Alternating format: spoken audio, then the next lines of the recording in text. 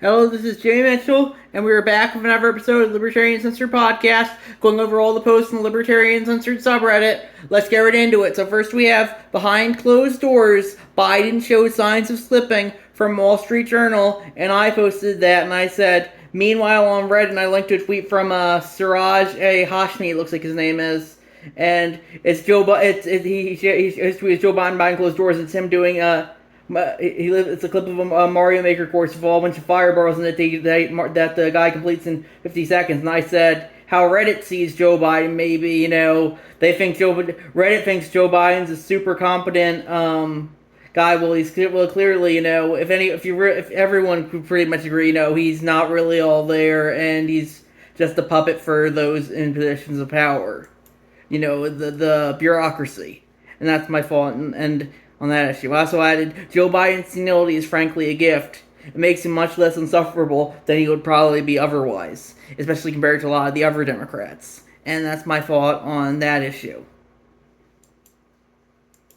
Then we have the corruption being exposed by the Trump trial from JRE Clips on YouTube, and I posted that, and I said, I agree with Joe. It's important to note what happens when the shoe is on the other foot. I remember HRC got hit with a fine for funding the Steele dossier, yet somehow that doesn't make her a convicted felon. What goes around comes around. I think Trump probably did it, but with that being said, it was definitely a partisan a hit job, I would say. It should have just been a misdemeanor, and they trumped it up to a felony. And also, it's important to remember that, the judge gave money to Biden's campaign, and the DA ran on the platform of convicting Trump. So, it's okay to not like Trump, but, ultimately, when the court system is started to be openly rigged against political opponents, like, they just are saying Bannon needs to report to jail for the next couple months as well, that's not good. Don't be surprised if they come after your side one day. And that's my thoughts on that issue.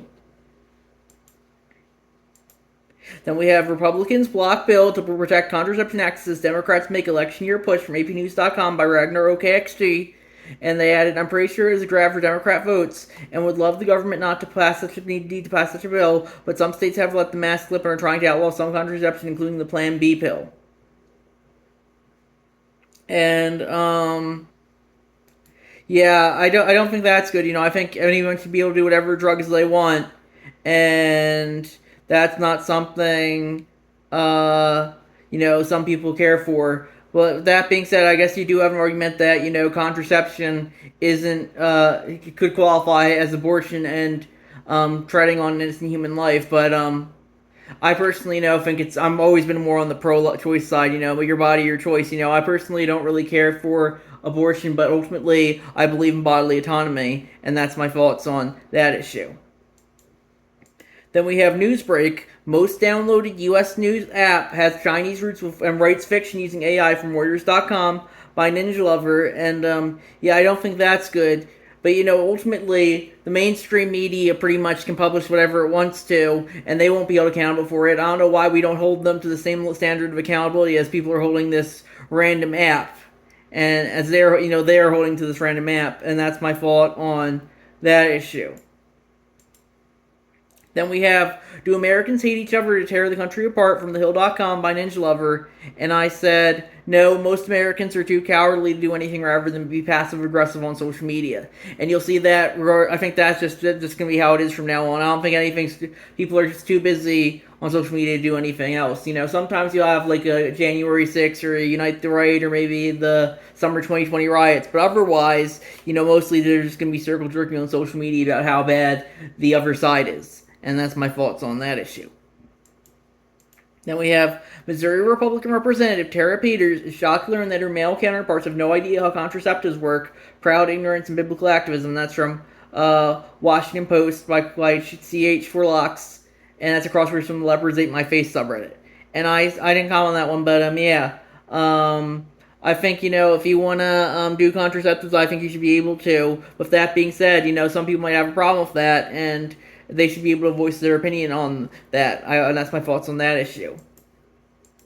Then we have Colorado GOP calls for burning of pride flags, hate in the name of God by CH for Locks, and that's cross-post from the MO Politics subreddit, and that's from thehill.com. And yeah, I personally don't think you should burn flags, but if you want to burn any flag you want, I think you should be able to.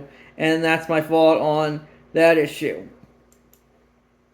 Then we have Here Comes Gavin from Being Libertarian on Twitter, and I posted that, and that was a clip of Joe Biden. He looks like he was going to sit down. He looked kind of like he was pooping himself, and yeah, I said in response to Here Comes Gavin, I said I don't think so. Biden nearly helps him if anything. He'd be a lot more insufferable otherwise, just like Gavin Newsom and the rest of them. So that's why I think they're probably going to stick with Biden, even though he's clearly not fit for the job.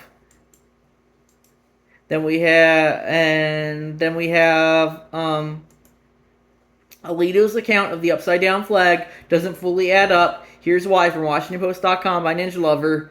And yeah, my thoughts are, ultimately, they did have the Appeal to Heaven flag flying right in San Francisco until they took it off after the story broke. And so, it's ultimately it's just gonna be it's right. You can easily guess how most people there would respond. It's the worst thing ever, and then they'll just move on to the next controversy, like they're gonna burn the pride flags. Ultimately fly whatever flags you want to, burn whatever flags you want to. I really don't care. Just let people live their lives, and that's my thoughts on that issue. Then we have Holding Feds Accountable is Almost Impossible from Institute for Justice on YouTube by Ninja Lover, and yeah, I think I agree with that. Ultimately, those in positions of power can't be held accountable because no one's going to watch The Watchmen, and that's why ultimately I don't think we should have positions of power. I think everyone should just let whoever they want have power, and if they have the force, economic, or social capital to stop them, I think they should be able to. But ultimately, sometimes life is unfair, and you just have to cope with it, and that's my thoughts on that issue. Then we have Kennedy showing more favorable than both Biden and Trump in my state of New Mexico from elections 2024 at thehill.com by Ragnar OKXP. And I said, one of the duopoly candidates always wins in the end, at least since 1968. And that's just on a state level. It's never really happened on a national one. So I hope Kennedy could maybe take a state or two, but I'm not too optimistic. And that's my thoughts on that issue. Then we have the funding for the Special Olympics conundrum, and I posted that, and that was a self-posted line. I said this problem applies to many things, not just the Special Olympics, but that's just the example that I feel fits best here. I feel like this is one of the biggest problems that both libertarians and conservatives have to deal with. In reality, I think most people can agree that the resources can be spent on a lot of better things than the Special Olympics, which arguably should be entirely privately funded. And the problem is that you can't vote to cut funding to a program like it without looking like a bad person, no matter how hard you try. That's why I think that the libertarian movement needs to emphasize that although programs like that are good, and ultimately the government can't just magically do whatever makes anyone happy. I remember Freedom Tuesday did a good video on this concept a while ago. I linked a video he did where it's like it's two candidates talking. It's like the one candidate says, "Oh, I want good thing," and the other candidate says, "Oh, I want who's going to pay for good thing?" And they all call the candidate who says, "Who's going to pay?" Oh, he's a Nazi fascist, That's ultimately, I think, fund whatever. I think people should be able to fund whatever programs they want with their own money. But that's what. But the innate problem of taxpayer money is that sometimes people's money will go to a program they don't want to, and ultimately that's why I think we gotta cut government spending. Especially when a lot of it comes from omnibus bills, and if you dare vote against them, people will find whatever makes you look the worst from that. And that's my thoughts on that issue. Then we have Is It Vandalism If It Washes Off from Ragnar OKXG, and that's a guy. Next time you see someone who hasn't filled out their DIY pride flag, help them out by coloring it in for them. It's nice to be nice, and then that's him using a bunch of highlighters on one of the thin blue line flags to make it into a pride flag, I guess. And I said, if it's on someone's personal property like a car, I definitely would be hesitant about doing it. Not if they put it in a public place. So I linked to my the Join the Communist sticker I found on Tuesday, and I wrote "Heck off commies" on it. And that's my thoughts on that issue.